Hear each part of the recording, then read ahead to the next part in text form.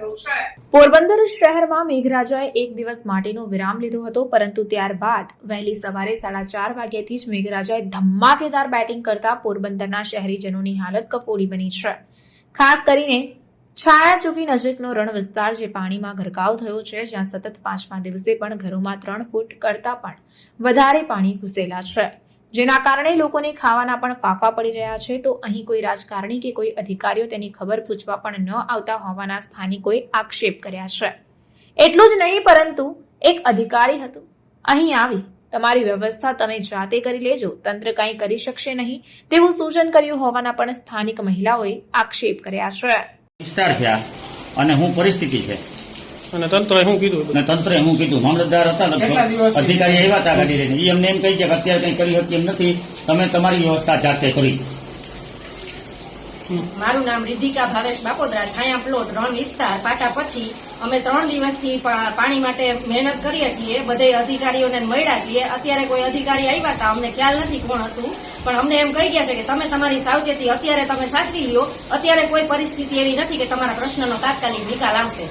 એટલે અત્યારે અમે અમારી રીતના અમારા બધા સામાન એકબીજા સગે વગે કરીને અમારી પોતાની જાતે મહેનતથી બધા આડોશ પાડોશ મદદ કરે છે અને અમે બધાના સામાન ઊંચા ચડાવીએ છીએ। કોઈ અમને અહીંયા પૂછવા આવ્યું નથી અને હવે હજી પણ આ પ્રશ્નનો કોઈ નિકાલ થાય એવું અમને લાગતું નથી। એટલે અમે અમારી મેળે અમારી સાવચેતી સાચવવા માટે બહાર નીકળીએ છીએ।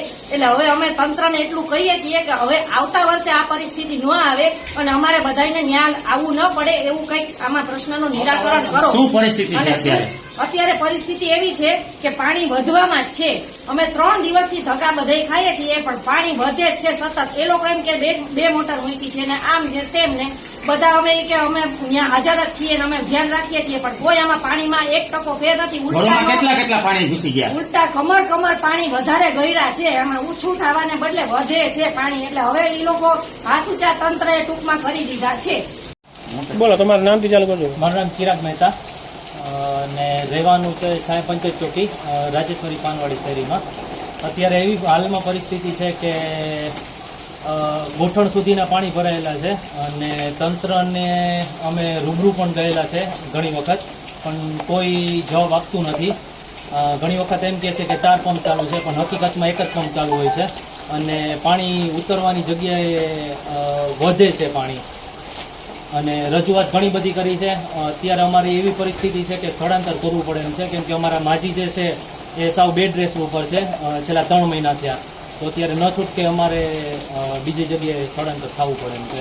અને અત્યારે હાલની આજુબાજુની પરિસ્થિતિ જોઈએ તો અત્યારે કોઈ હાજરમાં છે નહીં અહીંયા, અમુક લોકો છે ને બાકી બધા બીજી જગ્યાએ સ્થળાંતર થઈ ગયેલા છે।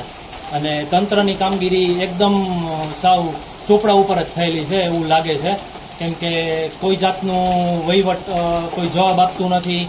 અમે ગઈકાલે રૂબરૂ બધે ગયેલા હતા, ખાલી જસ્ટ એમ કહે છે કે અમે પંપ મૂકીએ છીએ એવી રીતે આશ્વાસન આપે છે, પણ પાણી ઉતરવાની જગ્યાએ વધુ ને વધુ ચડે છે। તમારે ઘરમાં શું નુકસાની છે? અત્યારે ઘરમાં નુકસાનીમાં તો એવું છે કે સેટી છે, સોફા છે, એ બધું પલળી ગયું છે। રાશન પાણીની તકલીફ છે, પછી નાના બાળકો છે તો એને સાચવવામાં પ્રોબ્લેમ થાય છે।